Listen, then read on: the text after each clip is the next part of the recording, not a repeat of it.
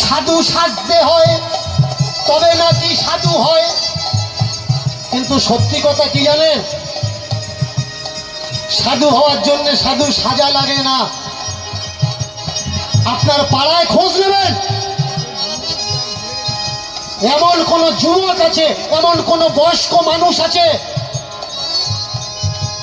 তার গলায় মালা নেই, কপালে তিলক নেই, কিন্তু তার ব্যবহারিকটা সাধু। খান পানের ঠিক নেই, কিন্তু তার ব্যবহারিকটা সাধু। সাধু হওয়ার জন্যে, ভালো হওয়ার জন্যে মালার দরকার হয় না, তিলকের দরকার হয় না, দীক্ষার দরকার হয় না। ভালো হতে গেলে নিজের চেষ্টার দরকার হয়। নিজে চেষ্টা করলে তবে ভালো হওয়া যায়। মালা তিলক তো টাকা দিলে পাওয়া যায়।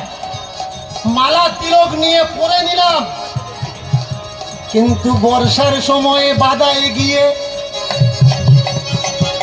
ট্রাক্টর চষেছে, ঘুঁটুটা ঢিলা, পা দিয়ে চেক করে ঠেলছে, যদি চার কড়া সরে যায়, বলো তো এ কি সাধু হয়?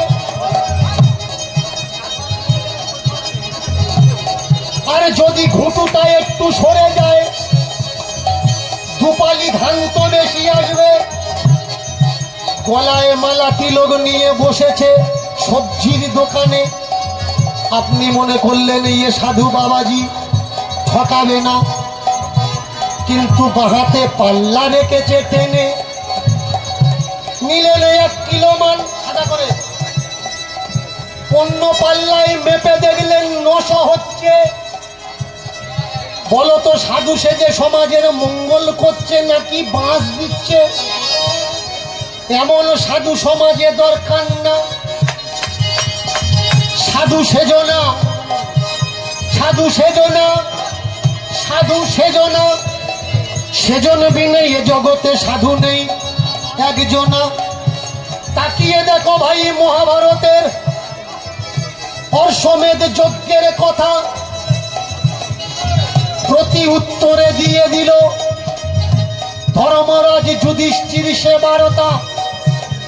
যজ্ঞ তখনই সম্পূর্ণ হবে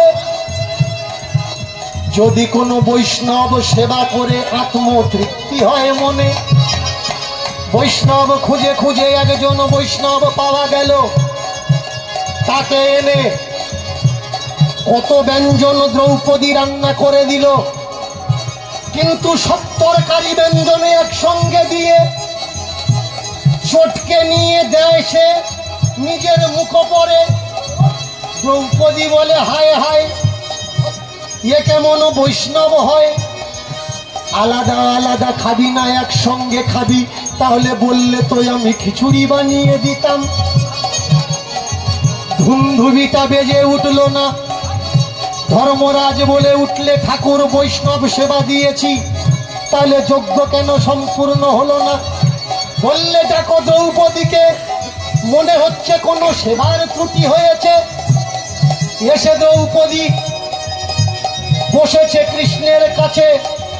কৃষ্ণ জিজ্ঞাসা করে, দ্রৌপদী, যখন বৈষ্ণবকে সেবা দাও মনে মনে কি ভেবেছ? সত্যি কথা বলবে। বললে, খাওয়া দেখে কষ্ট পেয়েছি, আলাদা আলাদা না খেয়ে একসঙ্গে খাচ্ছে। বললে, এই জায়গায় বাধা হয়েছে, আবার রান্না করো। বৈষ্ণব যদি কেউ হয়, সে বাঁচার জন্যে খায় না, খাওয়ার জন্যে বাঁচে না, শুধুমাত্র জীবন নির্বাহ করার জন্যে খায়। তেল হলো বা ঝাল হলো, নুন হলো বা রস বেড়ে গেল, কোনো খেয়াল থাকে না। বৈষ্ণব হলে পরে ভাই যখন যা জোটে সে গ্রহণ করে নেয়। কিন্তু এরা কারা? যারা বলছে তোমরা ছুলে আমরা খাবো না, তোমাদের হাঁড়িতে আমরা